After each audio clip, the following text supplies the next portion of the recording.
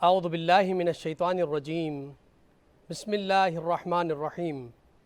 وبہ نستعین وہو خیر ناصر و معین۔ لاکھوں کروڑوں درود و سلام ہو سید الانبیاء رحمت للعالمین خاتم النبیین محمد مصطفیٰ صلی اللہ علیہ وآلہ وسلم پر، ان کی آل پاک پر اور اصحاب منتجبین پر۔ ناظرین کرام، پروگرام ذکر شہادت میں آپ کا میزبان ڈاکٹر سید مظفر حسین رضوی آپ کا خیر مقدم کرتا ہے۔ میری جانب سے آپ تمام محترم ناظرین کی خدمت میں السلام علیکم ورحمۃ اللہ وبرکاتہ۔ ناظرین کرام، دین اسلام کی ترویج و تبلیغ میں جو سلسلہ حضرت آدم علیہ السلام سے شروع ہوا اور انبیاء ما سبق نے جس طرح اس دین کی ترویج و تبلیغ میں صعوبتیں، مشکلات اور رکاوٹوں کو فیس کیا، یہاں تک کہ بنی اسرائیل نے تقریباً 70,000 انبیاء علیہ السلام کو قتل کیا، لیکن یہ سلسلہ رکا نہیں، یہاں تک کہ خاتم النبیین سید الانبیاء محمد مصطفیٰ صلی اللہ علیہ وآلہ وسلم تک یہ سلسلہ پہنچا، اور آپ نے تمام انبیاء سے زیادہ مشکلات کا سامنا کیا۔ مشرکین مکہ نے جس طرح رکاوٹیں آپ کے اس تبلیغ و ترویج میں ڈالیں، لیکن آپ صلی اللہ علیہ وآلہ وسلم نے اس دین کو پوری دنیا تک پھیلایا، دنیا کے لوگوں تک پہنچایا، اور اس کے بعد اس سلسلے کو، اس تبلیغ و ترویج اور اس دین اسلام کی محافظت کا سلسلہ امامت کا جو سلسلہ چلا، یہاں تک کہ حضرت سید الشہداء امام عالی مقام امام حسین علیہ السلام کا دور آیا،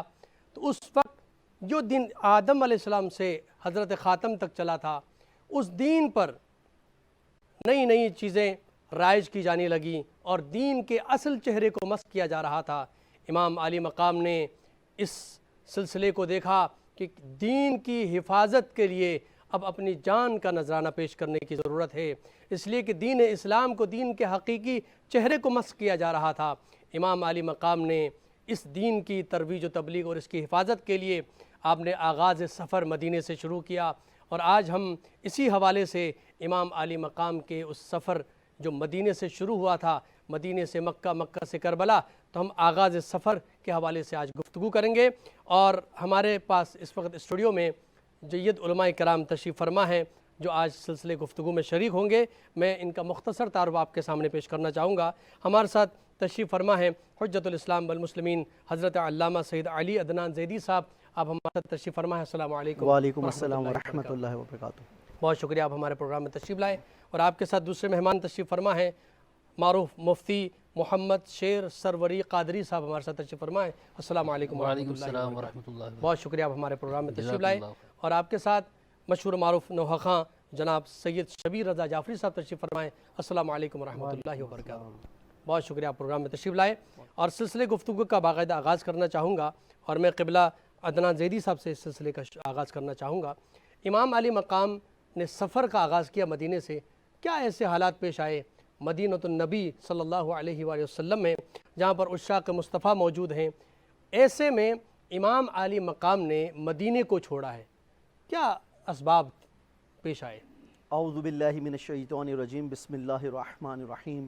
ان اللہ وملائکتہ یصلون علی النبی یا ایہا الذین آمنوا صلوا علیہ وسلموا تسلیما، اللہم صلی علی محمد وآل محمد وعجل فرجہم۔ یقینی طور پہ امام حسین علیہ السلام نے جب مدینے سے رخصت اختیار کی تو امام اس وقت کس کیفیت میں مبتلا تھے، یہ اگر ہم کتابوں کا معائنہ کرتے ہیں یا جب علماء کی طرف رجوع کرتے ہیں، کہ وہ امام حسین علیہ السلام کے جنہوں نے مدینے میں آنکھ کھولی، وہ امام حسین علیہ السلام کے جنہوں نے رسول خدا کے دوش پہ سوار ہوئے، وہ امام حسین علیہ السلام جو اپنے بابا علی کے ساتھ زندگی گزارتے تھے، اور اگر آپ آخری ایام کی بات کریں کہ ان کے نانا کا روضہ مدینے میں موجود ہے، اور سب سے بڑھ کر ان کی ماں، ان کی والدہ، کہ جب وہ اس دنیا سے رخصت ہو رہی تھی تو انہوں نے کس طریقے سے امام حسین علیہ السلام کو اپنے سینے سے لگایا تھا، ان کی قبر مبارک مدینے میں موجود ہے۔ لیکن امام حسین علیہ السلام کس تکلیف سے مدینہ چھوڑ رہے ہیں؟ ہم یہ بات کرتے ہیں کہ امام حسین علیہ السلام نے مدینہ چھوڑا، لیکن آپ کا سوال بڑا خوبصورت کہ وہ کیا وجوہات تھیں کہ امام حسین علیہ السلام نے مدینہ چھوڑا. سب سے بڑھ کر یہ کہ وہ جنگ یزید کی نظر میں تو ہو سکتی ہے لیکن امام حسین علیہ السلام کی نظر میں وہ جنگ نہیں تھی, جہاد تھا. اور یہی وجہ ہے کہ جب امام حسین علیہ السلام مدینے سے رخصت ہو رہے تھے تو آپ نے یہ بات فرمائی تھی,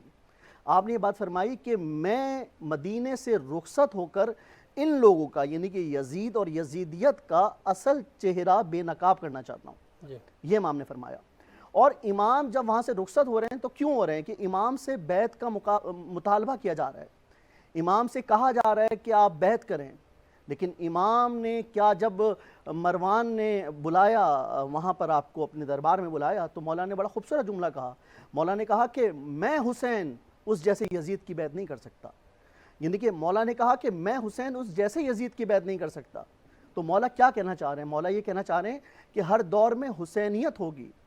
اور یزیدیت حسینیت کا مقابلہ کرنے کی ناکام کوشش کرے گی. لیکن امام حسین علیہ السلام نے کربلا کے میدان میں یزید اور یزیدیت کو شکست دے کر قیامت تک کے لیے یہ ثابت کر دیا کہ حسین کل بھی زندہ باد تھا, حسین آج بھی زندہ باد ہے اور حسین قیامت تک زندہ باد رہے گا. جی مفتی صاحب, خود رسالت آپ صلی اللہ علیہ وآلہ وسلم نے مکہ چھوڑا تھا, ہجرت کی تھی. اس وقت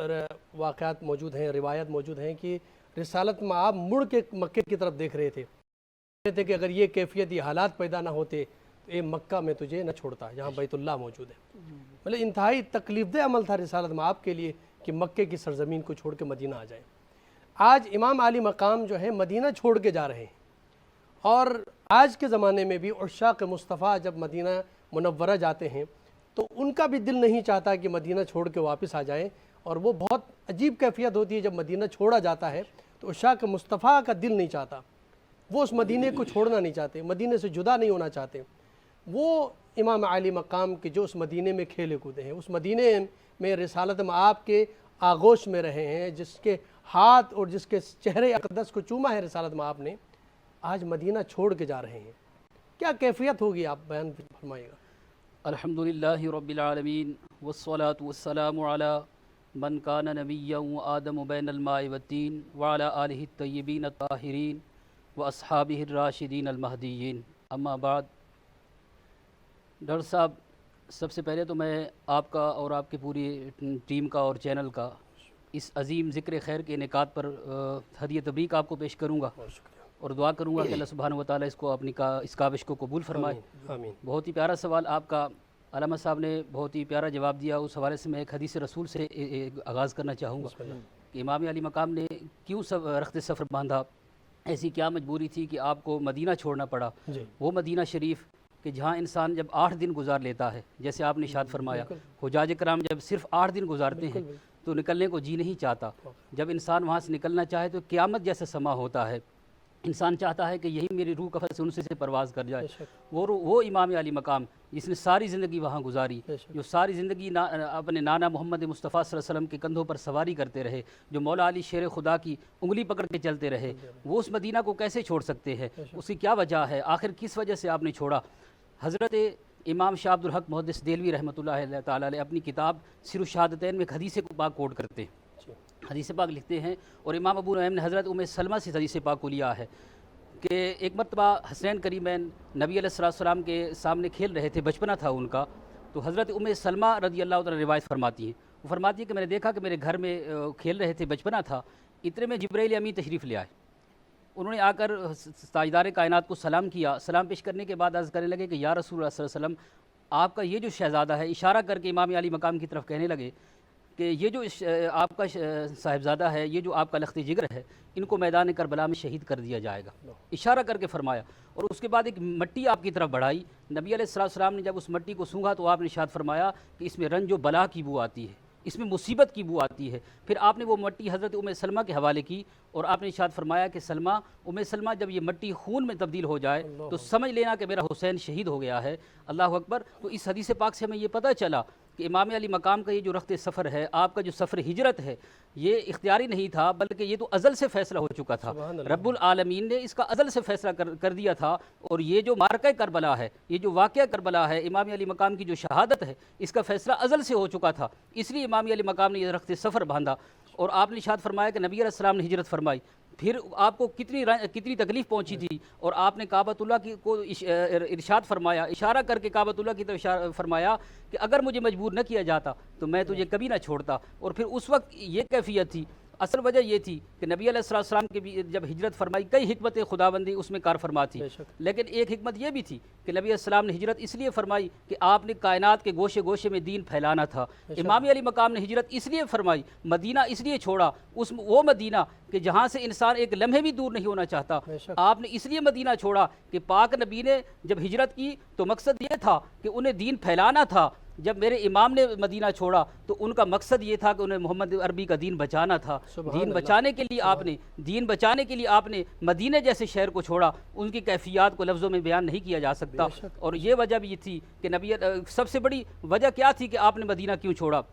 کہ یزید جیسا بدبخت آدمی، ایک فاسق و فاجر آدمی، کن حالات نے آپ کو مجبور کیا تھا؟ جب تخت پہ بیٹھا، جب وہ بدبخت آدمی تخت پہ بیٹھا تو اس کی خرافات کی پوری لسٹ بنتی ہے، پوری لسٹ ملتی ہے ان کی خرافات کی، کہ اس نے اللہ کے احکام کو بدل ڈالا، اللہ کی حدود کو پامال کر دیا، اور اس شخص نے شراب جیسی لعنت کو عام کر دیا، اور اس شخص نے محرمات سے نکاح کو عام کر دیا۔ اور حضرت عبداللہ بن حنظلہ الغسیل رحمۃ اللہ علیہ فرماتے ہیں کہ یزید کی بدکاریاں اور بدکرداریاں اس قدر عام ہو گئی کہ اللہ کی عزت کی قسم ہمیں ایسا لگنے لگا کہ اگر یزید کو عرصہ اور تخت نشین ہوا تو اللہ آسمان سے پتھر برسانا شروع کر دے گا۔ اور اس پر ترا یہ کہ بدبخت آدمی جب اس تخت نشین ہوا، اللہ کا عذاب بن کر جب تخت پر بیٹھا نا، تو اس نے کیا کام کیا؟ اس نے کہا کہ ہر خاص و عام سے میری بیعت لی جائے، اور اس وقت روئے زمین پر امام علی مقام سے بڑھ کر کوئی عظیم ہستی نہیں تھی، سب سے بزرگ ہستی تھی۔ بار بار تاکید کر رہا تھا کہ امام حسین سے لازمی میرے متعلق ضرور بیعت لی جائے۔ اسے پتا تھا کہ اگر حسین نے بیعت کر لی تو میرا کام آسان ہو جائے گا۔ وہ امام حسین، ڈاکٹر صاحب آخری بات، وہ امام حسین کہ جس نے نبی علیہ السلام کی زبان مبارک کو چوسا ہو، جس نے سید الانبیاء کے کندھوں پہ سواری کی ہو، جس کی رگوں میں مولا علی شیر خدا کا خون ہو، جس نے حضرت فاطمہ الزہرا کا دودھ مبارک پیا ہو، جس نے اپنا دست مبارک مصطفیٰ کو دیا ہو، وہ اپنا دست مبارک کٹوا تو سکتا ہے لیکن یزید پلید کے ہاتھ میں نہیں دے سکتا۔ اور وہ یزید پلید دین مصطفیٰ کے ٹکڑے کرنا چاہتا تھا کہ میرے امام نے یہ کردار سے ثابت کیا، اور آپ نے فرمایا بدبخت یزید، تو چاہتا ہے کہ تو میرے نانا محمد کے دین کے ٹکڑے کر دے؟ یاد رکھ لے تا قیامت میرے امام نے یہ میسج کر دیا کہ امام حسین خان وعدہ قربان کر سکتا ہے، علی اصغر جیسے معصوم قربان کروا سکتا ہے، اپنے بدن کے ٹکڑے تو کروا سکتا ہے لیکن نانا محمد کے دین کے ٹکڑے ہوتے نہیں دیکھ سکتا۔ آپ نے جان کا نذرانہ پیش کر لیا، کر دیا خدا کی قسم، لیکن آپ نے دین مصطفیٰ پہ حرف نہیں آنے دیا۔ سبحان اللہ، بہت خوب آپ نے ارشاد فرمایا۔ قبلہ آپ سے میں سوال پوچھنا چاہوں گا، امام علی مقام نے جو سفر کا آغاز کیا مکے کی طرف، بعض اوقات یہ ایک غلط فہمی بھی ہو جاتی ہے کہ امام جو ہے مدینے سے کربلا یا کوفہ جا رہے تھے۔ نہیں، امام علی مقام نے سفر کا آغاز، اس وقت مدینے کے اندر کوئی خط نہیں آیا تھا کوفہ والوں کا، مدینے سے آپ نے سفر کا آغاز کیا مکۃ المکرمہ، اور مکۃ المکرمہ میں ایک بہت بڑا عرصہ آپ نے گزارا، تقریباً کوئی 6 مہینے کے لگ بھگ جو ہے آپ نے عرصہ وہاں مکۃ المکرمہ میں گزارا۔ اس مکے کی سرزمین پہ جو اتنا عرصہ آپ نے گزارا ہے، اس دوران آپ نے کن لوگوں سے رابطہ کیا، کس طرح کے خطبات ارشاد فرمایا، کیا حالات پیدا ہوئے مکے میں، پھر مکہ چھوڑنا پڑا آپ کو؟ جی، اس کے لیے یہ ہے کہ جب مولا نے محمد بن حنفیہ سے مشورہ کیا کہ جب محمد بن حنفیہ آئے ہیں امام کی بارگاہ میں پیش ہوئے ہیں، اور تو مولا نے ان سے یہی فرمایا، یہی کہا کہ میں یہاں سے جانا چاہتا ہوں کیونکہ میرے نانا کا دین خطرے میں ہے، میں دین کو بچانا چاہتا ہوں، میں دین کے لیے قربانی دینا چاہتا ہوں۔ جہاں پر مولانا صاحب نے باتیں کی کہ آج جو ہم یہاں پر امام حسین علیہ السلام کے بارے میں بات کر رہے ہیں، اور آپ نے یزید کے بارے میں بتایا، تو جن کے کارنامے دفن ہو جاتے ہیں، کسی نے بڑی خوبصورت بات کی کہ جس کے کارنامے دفن ہو جاتے ہیں اس پر تحقیق ہوتی ہے، اور جس کے کارنامے باقی رہتے ہیں ان کا ذکر ہوتا ہے۔ تو امام حسین علیہ السلام نے اپنے خون سے، اپنی اولاد کے خون سے، اپنی مستورات کے خون سے، اپنی مستورات کی چادر سے اسلام کو بچایا، نماز کو بچایا، قرآن کو بچایا۔ تو آپ نے اسی ولولے کے ساتھ، اسی جذبے کے ساتھ آپ نے محمد بن حنفیہ سے جب مشورہ کیا تو انہوں نے یہی فرمایا کہ اب مولا آپ یہاں سے مکہ چلے جائیں کیونکہ لوگ آپ کے خون کی پیاسے ہیں۔ اب آپ یہ دیکھیے کہ مولا جب مکے کی طرف سفر کر رہے ہیں تو وہ جو باقی لوگ جو یزید سے گھبرا کر بھاگے، وہ اس راستے سے بھاگے کہ کسی کو پتہ نہ لگے کہ وہ کہاں چلے گئے، لیکن جب مولا مکے کی طرف سفر کر رہے ہیں تو بڑا خوبصورت مولا کا جملہ ہے کہ مولا سیدھے راستے سے، جو راستہ سیدھا مکے کی طرف جاتا ہے، مولا اس راستے سے سفر کر رہے ہیں۔ مولا کے ساتھ جو بچے ہیں، جو مستورات ہیں، انہوں نے مولا سے سوال کیا، مولا کہ باقی لوگ جو مکے کی طرف گئے یا غائب ہو گئے وہ چھپ کر گئے، آپ اسی مین راستے سے مکے کی طرف سفر کر رہے ہیں۔ تو مولا نے بڑا خوبصورت جواب دیا، مولا نے کہا کہ یہی صراط مستقیم ہے، یہی صراط مستقیم ہے، یہی حق کا راستہ ہے، اور میں جو حق پر ہوں، میں سیدھے راستے پر ہوں، تو میں سیدھے راستے سے مکے کی طرف ہجرت کروں گا۔ سبحان اللہ۔ تو جب مولا نے وہاں گئے ہیں تو مولا نے وہاں پر تاریخ بیان کرتی ہے کہ آپ نے 4 مہینے 4 دن کا وقت جو ہے وہاں قیام کیا ہے آپ نے، اور مولا نے اس طرح سے قیام نہیں کیا، مولا وہاں تنہا نہیں تھے، وہاں پر مکے کے لوگ جو وہاں رہائش پذیر تھے، جیسے ہی ان کو پتہ لگا کہ امام عالی مقام مکے میں آئے ہیں تو بہت سارے لوگ آپ کی زیارت کے لیے تشریف لے آئے، اور اس کے ساتھ ساتھ جو لوگ وہاں پر عمرے کی ادائیگی کے لیے آئے ہوئے ہیں، جب ان کو پتہ لگا کہ رسول کا نواسہ جناب فاطمہ کا بیٹا مکہ میں موجود ہے، تو بہت سارے لوگ آپ کی زیارت کے لیے تشریف لے آئے۔ تو وہاں پر امام حسین علیہ السلام نے کیا پیغام دیا؟ امام حسین علیہ السلام کا پیغام دیکھیے کربلا تک محدود نہیں رہا، امام حسین علیہ السلام کا پیغام مکہ یا مدینہ تک محدود نہیں رہا۔ امام کے پاس جو مکے میں لوگ آئے، جو امام کی نصرت کے لیے موجود تھے، جو امام کی زیارت کے اشتیاق میں موجود تھے یا امام کی زیارت کر رہے تھے، تو امام نے ان کو یہی پیغام دیا، امام نے ان کو یہی بتایا کہ دیکھو میں حق ہوں، وہ باطل ہے، میں حق ہوں۔ اور امام نے دنیا کو یہ کیا پیغام دے دیا؟ دیکھیے امام حسین علیہ السلام کا پیغام فقط شیعہ کے لیے محدود نہیں ہے یا مسلمان کے لیے محدود نہیں ہے، امام حسین علیہ السلام کا پیغام عالم اسلام کے لیے، انسانیت کے لیے جو ہے اس پر گفتگو ہم کنٹینیو کرتے ہیں انشاءاللہ۔ میں محترم جناب شبیر رضا جعفری صاحب سے گزارش کروں گا کہ بارگاہ امام علی مقام میں نذرانہ عقیدت پیش کریں۔ چلا میں وعدہ نبھانے،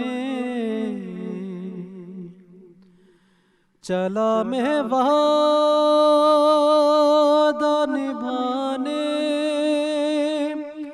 سلام ماں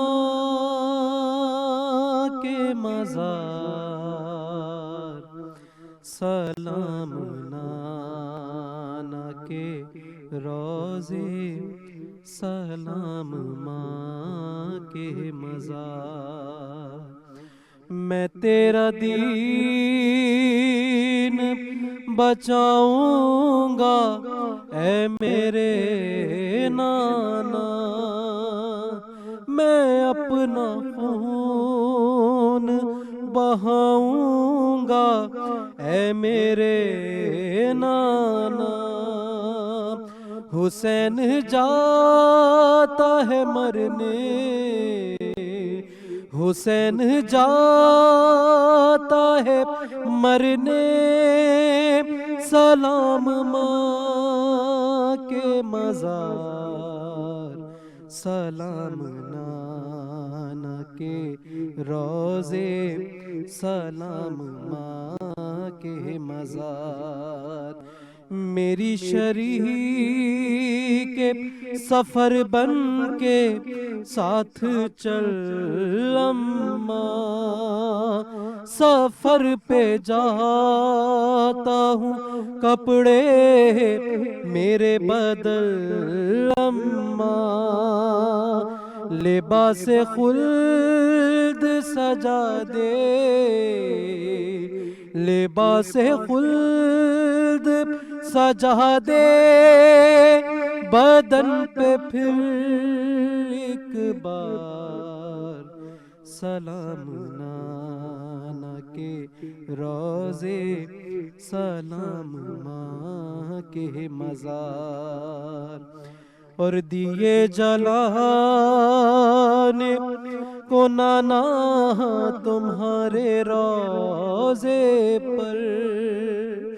ضرور آئے گی صغرا ہر ایک شام و سحر، خدا کرے رہے روشن، خدا کرے رہے روشن سدا تمہارا مزار، سلام نانا کے روزے سلام ماں کے مزار تمہارے جیسا ہے نانا یہ میرا لال اکبر دعا کرو نہ لگے اس کو آسمان کی نظر لٹے نہ دور وطن سے لٹے نہ دور وطن سے ہمارے دل کا قرار سلام نانا کے روزے سلام ماں کے مزار اور یہی ہے سرور و ریحان زندگی کا شرف کبھی زیارت کربو بلا کبھی ہے نجف انہی فضاؤں سے آتی انہی فضاؤں سے آتی ہے شاہدی کی پکار سلام نانا کے روزے سلام ماں کے مزار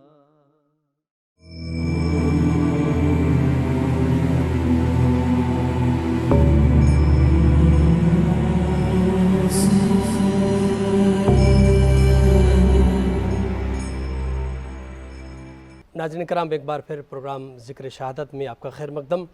آج ہم جس موضوع پر گفتگو کر رہے ہیں وہ ہے سفر امام علی مقام علیہ السلام جو مدینے سے یہ سفر کا آغاز ہوا۔ اس حوالے سے آج ہمارے ساتھ شریک گفتگو ہیں قبلہ مفتی محمد شیر سروری قادری صاحب اور قبلہ علامہ سید علی عدنان زیدی صاحب۔ میں مفتی محمد شیر سروری صاحب کی خدمت میں سوال رکھنا چاہوں گا کہ مدینے سے جب مکہ المکرمہ پہنچے امام علی مقام اور مکہ کی سرزمین امن کا گہوارہ ہے، جائے امن ہے، اور وہ مہینہ بھی حج کا مہینہ ہے۔ امام علی مقام نے وہاں کچھ عرصہ گزارا اور حج سے ایک دن پہلے آپ نے مکے کو جو الوداع کہا، ایک ایسا موقع کہ جہاں پر پوری دنیا سے لوگ مکہ المکرمہ کی طرف آ رہے ہیں حج بیت اللہ کے لیے، اور امام علی مقام مکے کو چھوڑ کے جا رہے ہیں، یہ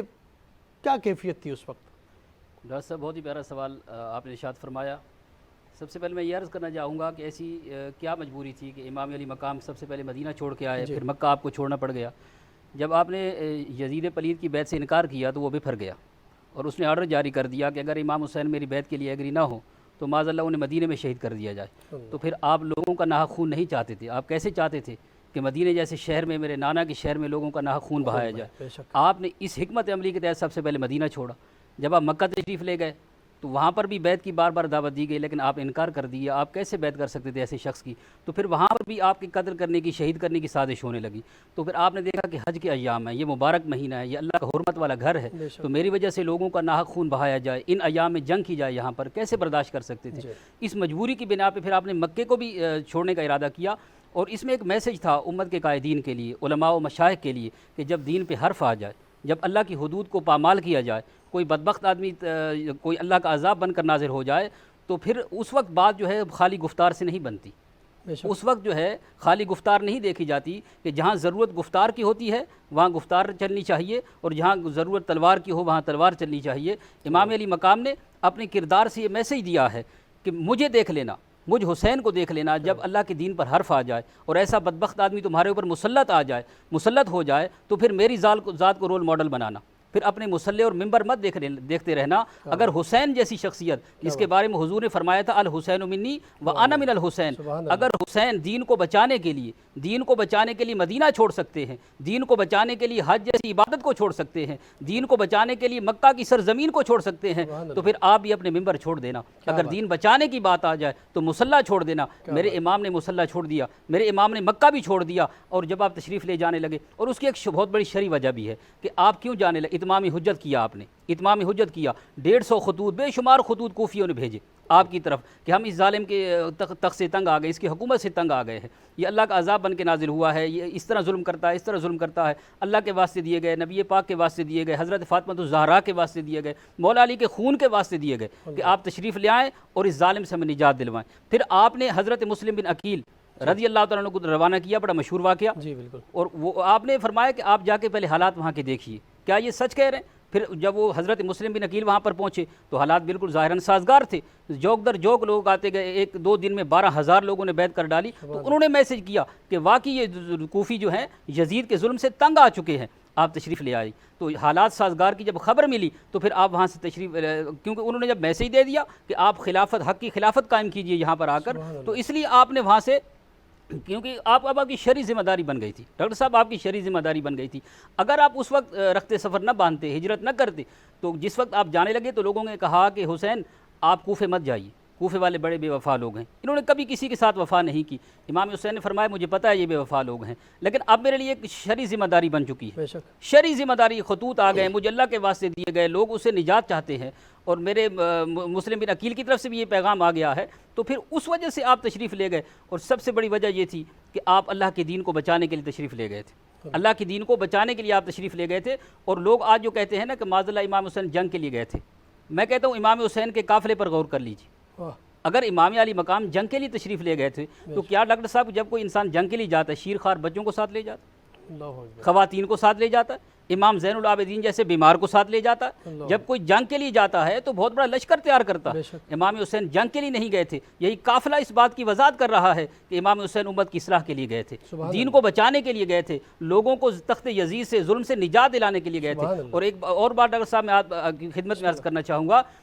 کہ امام علی مقام محض کیا کہ جنت حاصل کرنے کے لیے گئے تھے؟ ہر مومن کا ہر عمل جو ہے، مومن کامل کا ہر عمل بالکل اللہ کی رضا کے لیے ہوتا ہے، جنت کے لیے ہوتا ہے، اللہ کی مغفرت کے لیے ہوتا ہے، کوئی شک نہیں۔ لیکن امام حسین رضی اللہ تعالیٰ عنہ محض جنت کے لیے کیوں گئے تھے جبکہ آپ کو یہ خوشخبری ان کے نانا نے بچپن میں دے دی تھی؟ سبحان اللہ، الحسن والحسین سید اشباب اہل الجنہ کما قال میرے پاک نبی نے ارشاد فرمایا تھا، خود جنت کے سردار ہیں، جنت کے سردار ہے بھائی، جنت تو پہلے سے ان کی جاگیر ہے۔ سبحان اللہ، آپ امت کی کشتی کو بچانے کے لیے تشریف لے گئے تھے، اور اگر امام حسین کو خلافت چاہیے تھی، خلافت آئی کدھر سے تھی؟ خلافت تو آئی کہ ان کے گھر سے تھی، اگر آپ چاہتے تو پہلے آپ اپنے نام کر لیتے۔ خدا کی قسم میرا وجدان کہتا ہے، لوگ کہتے ہیں نا کہ امام حسین مجبوری میں تشریف لے گئے، اتنے لوگ آپ کے ساتھ چلنے کے لیے تیار تھے۔ بڑا مشہور واقعہ، مختار سقفی نے جب قتل حسین کا بدلہ لینے کے لیے آواز دی تو لاکھوں لوگ نکل آئے۔ بے شک، میرا امام اگر آواز دیتا، میرا امام خود آواز دیتا، خدا کی قسم لاکھوں لوگ امڑ آتے، پوری کائنات امڑ آتی، اور 2 دن کے اندر اندر آپ تخت یزید کو الٹ کے رکھ دیتے۔ بے شک، اگر حسین جنگ کے نہیں جاتے پھر بچوں کو نہ لے جاتے، خدا کی قسم آپ لاکھوں لوگوں کا لشکر لے جاتے اور تخت یزید کا جو تخت ہے اسے پاش پاش کر دیتے۔ اور میں کرامت کی بات کروں، ڈاکٹر صاحب اجازت ہوتے ایک بات، آیت مباہلہ کو آپ پڑھ لیجیے، اگر میں حسین کی کرامت کی بات کروں، کسی اینگل سے میرے حسین کا کوئی قصور بتا دیجیے، خدا کی قسم آپ اصلاح امت کے لیے گئے تھے، آپ نانا کے دین کو بچانے کے لیے گئے تھے۔ آیت مباہلہ کو پڑھ لیں، نجران کے عیسائیوں کا بڑا مشہور واقعہ ہے، میرے حسین کو جب میرے پاک نبی نے فرمایا تھا نا کہ میں جب دعا کروں تو آمین کہتے رہنا، نجران کے عیسائی تھر تھر کانپنے لگے، اور انہوں نے کہا خدا کی قسم یہ جو نفوس قدسی آئی ہیں نا، اگر نبی نے دعا کی انہوں نے آمین کہہ دی، بدبختو تمہاری نسل قیامت تک چلتی پھرتی زمین پر نظر نہیں آئے گی۔ ارے میرا حسین ایک آمین کہہ دے، میرا امام اگر ایک آمین کہہ دے، نجرانیوں کی پوری نسل صفحہ ہستی سے مٹ سکتی ہے۔ میرا امام اگر کربلا میں دعا کر دے، کون سا کوفی جان بچا کے جا سکتا تھا؟ خدا کی قسم امام حسین نے کرامت کو نہیں استقامت کو اپنایا، اور یہ میسج دیا کہ جب دین پر حرف آ جائے، دین بچانے کی بات آ جائے، استقامت کا کوئی گراں بننا پڑتا ہے، پھر مدینہ چھوڑنا پڑتا ہے، مصلی چھوڑنا پڑتا ہے، اپنی دستار قربان کرنی پڑتی ہے۔ سبحان اللہ۔ قبلہ میں یہاں پر امام علی مقام کا وہ جملہ بھی کہ یہ جو اس طرح کی باتیں کر رہے ہیں کہ جنگ کے لیے گئے تھے، فلاں مقام حکومت کے لیے گئے تھے، خود امام علی مقام کا یہ جملہ تاریخ کے اندر موجود ہے، کتابوں کے اندر موجود ہے، مستند کتابوں کے اندر کہ انی لم اخرج اشرا ولا بطرا ولا ظالما انما خرجت لطلب اصلاح امتی فی جد رسول اللہ۔ سبحان اللہ۔ جب واضح انداز میں امام علی مقام فرما کے جا رہے ہیں کہ میں اپنے نانا کے دین کی امت کی اصلاح کرنے جا رہا ہوں، تو اس میں پھر جنگ کی بات کرنا، پھر مفتی صاحب نے بیان کیا کہ جنگ میں خواتین نہیں جاتی، تو یہ ایک چیز واضح طور پہ۔ دوسری بات میں یہاں پر جہاں کوفی جو ہے ایک استعارہ بن چکا ہے کوفی، جب بھی بے وفائی کی بات ہوتی ہے تو کہتے ہیں کوفی ہے یہ. لیکن ایک مقام پر میں یہاں کوفیوں کی ایک تعریف بھی کرتا ہوں. جی بالکل ایسا ہی. اس کی وجہ یہ ہے کہ جیسے قبلہ نے کہا کہ ہزاروں خطوط آئے،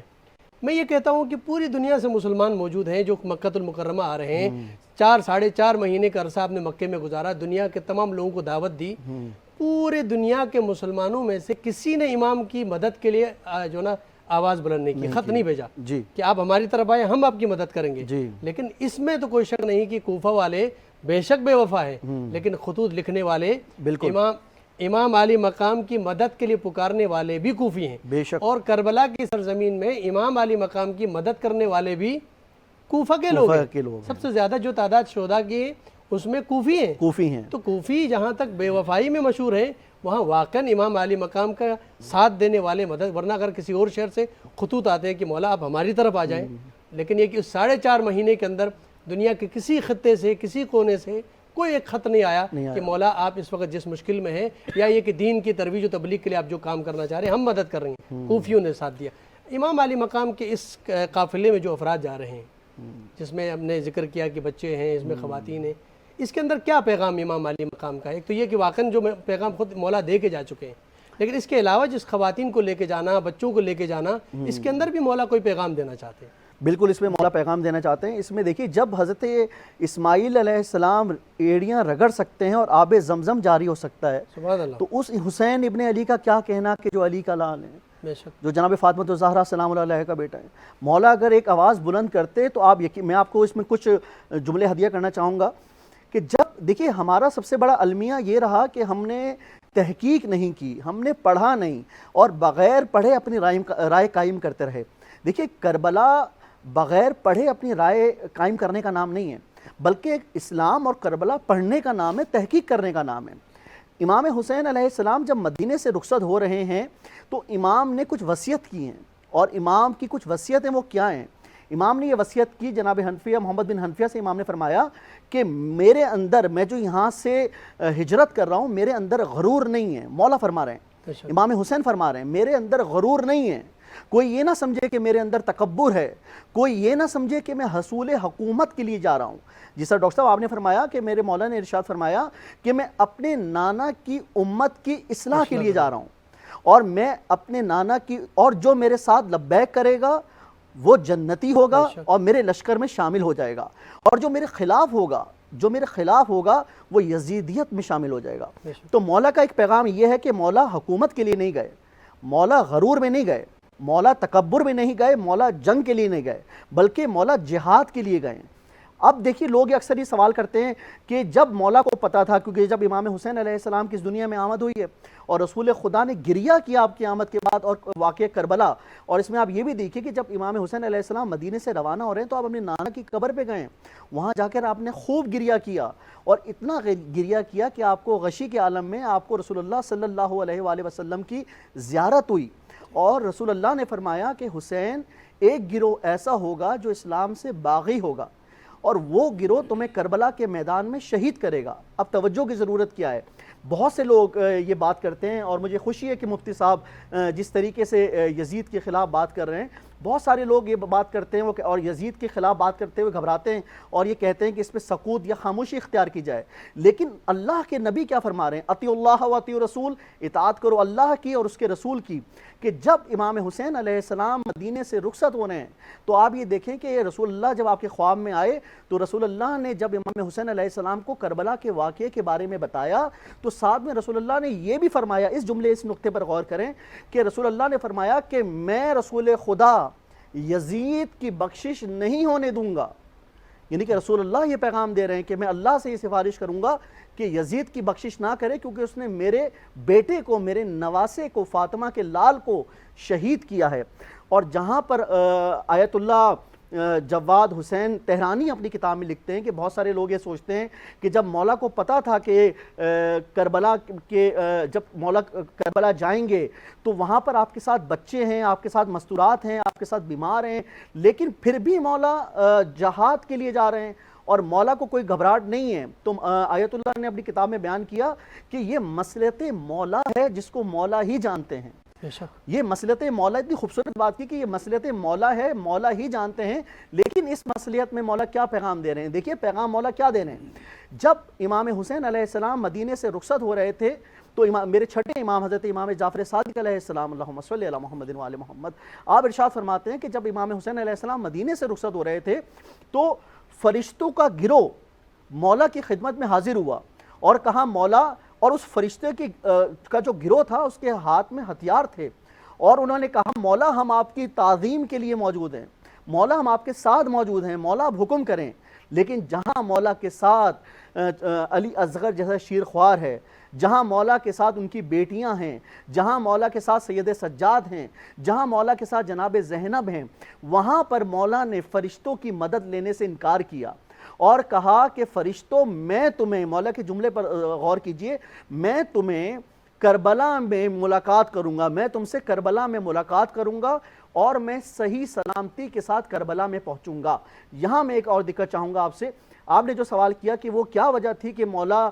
نے مکے سے ہجرت کی، تو یہ بھی ہمیں سوچنے کی ضرورت ہے کہ جب ولید نے یزید پلید کو خط لکھا، کیونکہ ولید سمجھ گیا تھا کہ حسین جھکنے کا نام نہیں ہے، حسین گھبرانے کا نام نہیں ہے، بلکہ حسین سلامتی کا نام ہے،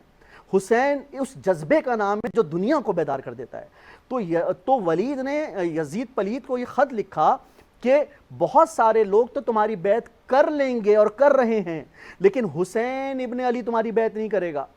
تو جیسے ہی یزید نے یہ خط پڑھا تو وہ پریشان ہو گیا اور اس نے اس خط کے جواب میں یہ لکھا کہ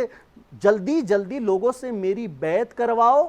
اور معاذ اللہ حسین کا سر میرے سامنے پیش کرو۔ اللہ اکبر۔ جب امام حسین علیہ السلام، جب کوئی خبر ملی، یعنی کہ امام حسین علیہ السلام نے محمد بن حنفیہ کو مدینے میں چھوڑا تھا، لیکن جب امام حسین علیہ السلام کو یہ خبر ملی کہ یزید پلید نے امیر مدینہ کو یہ حکم دیا ہے کہ حسین ابن علی کا سر پیش کرو، تو اس وقت مولا کہاں تھے؟ اس وقت مولا مکے میں تھے۔ جیسے ہی مولا کو یہ پتہ لگا تو مولا نے سوچا کہ یہ گھر تو خدا کا گھر ہے، یہ وہ گھر ہے جہاں پر انبیاء آتے ہیں، یہ وہ گھر ہے جہاں پر فرشتے آتے ہیں، یہ وہ گھر ہے جہاں پر محمد مصطفیٰ آتے ہیں، یہ وہ گھر ہے جہاں پر علی نے، میرے بابا علی نے نبی کے دوشوں پر سوار ہو کر بتوں کو گرایا۔ اور مولا نے کہا کہ جب اللہ کے گھر میں اگر میں یہاں رہا تو اللہ کا گھر خون سے رنگین ہو جائے گا۔ تو مولا کو جیسے ہی یزید کا پیغام سنا مولا نے تو مولا نے وہاں سے ہجرت کی اور قیامت تک کے لیے امت کو بتا دیا کہ حسین جھکنے کا نام نہیں ہے، بلکہ حسین اللہ کے آگے اپنے سر کو جھکانے کا نام ہے۔ سبحان اللہ۔ مفتی صاحب، معین الدین چشتی صاحب کا جو کلام، شاہ است حسین بادشاہ است حسین، دین است حسین دی پناہ است حسین، سرداد ندا دست در دست یزید، حقا کے بنائے لا الہ است حسین۔ کربلا کی سرزمین پہ امام کے سفر کے بعد جو دو طرح کے لوگ نظر آئے، اچھا اس میں بھی بعض اوقات دھوکہ کھاتے ہیں لوگ کہ نماز ہو رہی ہے، اذان ہو رہی ہے، رکوع ہو رہا ہے، سجدہ ہو رہا ہے، لیکن معین الدین چشتی صاحب کے اشعار سے یہ وضاحت ہو رہی ہے، کیا فرماتے ہیں آپ؟ اللہ اکبر۔ ڈاکٹر صاحب، جتنی بھی اس سے پہلے اسلام میں جنگیں ہوئی، امام حسین کی شہادت کو، دوسری شہادت کو امتیاز میں اس حوالے سے بھی عرض کرنا چاہوں گا کہ جتنی بھی پہلے جنگیں ہوتی رہیں کفار و مشرکین سے ہوتی رہی، بے شک، لیکن یہ پہلی جنگ تھی کہ ظاہراً ایک کلمہ گو سے جنگ ہو رہی تھی۔ امام علی مقام نے اپنی زندگی سے یہ میسیج دیا، اپنے کردار سے میسیج دیا کہ بھلے کوئی شخص کلمہ پڑھنے والا ہو، ظاہراً مسلمان دکھائی دیتا ہو، کلمہ پڑھتا ہو، نمازیں پڑھتا ہو، روزہ رکھتا ہو، ظاہری بالکل دین کا پورا نمونہ ہو، لیکن اللہ کی حدود کو پامال کرنے پہ آ جائے،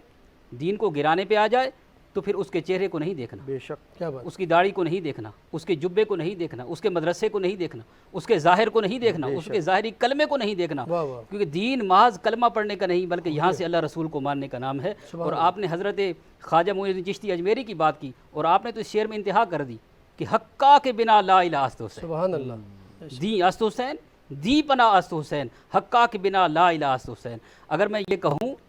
میں یہ کہوں کہ دین کی بنیاد امام حسین ہے تو کچھ غلط نہ ہوگا۔ اللہ اکبر، اس سے بڑی کیا بات ہو، سر داد نہ داد دست در دست یزید۔ امام حسین رضی اللہ عنہ، اس طرح علامہ صاحب فرما رہے تھے کہ آپ نے سر تو قربان کر دیا لیکن نانے کے دین کو قربان نہیں کیا، کیونکہ دین حسین جو ہے، دین مصطفیٰ جو ہے، وہ امام حسین پر اس قدر آپ پر تاثیر تھی کہ آپ نے اپنی جان قربان کر دی اور میسیج دے دیا کہ کہ حسین کسی غیر کے آگے نہیں جھک سکتا، حسین کی گردن جو ہے خدا کے آگے جھکی ہے، یہ کر تو سکتی ہے لیکن کسی غیر کے آگے سبحان نہیں اللہ. جھک سکتی. یعنی امام علی مقام علیہ الصلوۃ والسلام اس شعر کے اندر جس طرح فرمایا کہ امام ہی دین ہے، اللہ یعنی امام حسین دین ہے. اگر دین کے علاوہ کہیں اور ظاہراً نماز روزہ حج زکوٰۃ چیزیں نظر آ رہی ہیں تو امام حسین کے ساتھ اگر ہیں تو وہ دین ہے. اگر امام حسین کے ساتھ نہیں ہے تو سب کچھ ہے، سب کچھ دین نہیں ہے وہ. بے شک. جزاک اللہ، بہت شکریہ. قبلہ مفتی محمد شیر سروری قادری صاحب، آپ کا بہت شکریہ، آپ نے بہت خوبصورت گفتگو فرمائی. قبلہ علامہ سید علی عدنان زیدی صاحب، آپ کا بھی بہت بہت شکریہ، آپ نے آج کے اس پروگرام میں بہت اچھی گفتگو فرمائی. ناظرین کرام، یہاں پر میں پروگرام کا وقت ختم ہوا چاہتا ہے. میں آپ میزبان ڈاکٹر مظفر رضوی آپ سے اجازت چاہتا ہوں، اور آخر میں گزارش کروں گا جناب سید شبیر رضا جعفری صاحب سے کہ بارگاہ امام علی مقام میں نذرانہ عقیدت پیش کریں. تیرے شہر سے جاتے ہیں، دے ہم کو دعا نانا. تیرے شہر سے جاتے ہیں، دے ہم کو دعا نانا. آباد کریں گے ہم، آباد کریں گے ہم، اب کرب و بلا نانا. تیرے شہر سے جاتے ہیں، دے ہم کو دعا نانا. تیرا دین ہے مشکل میں کیسے رہوں گھر میں. طفلی میں کوئی وعدہ، طفلی میں کوئی وعدہ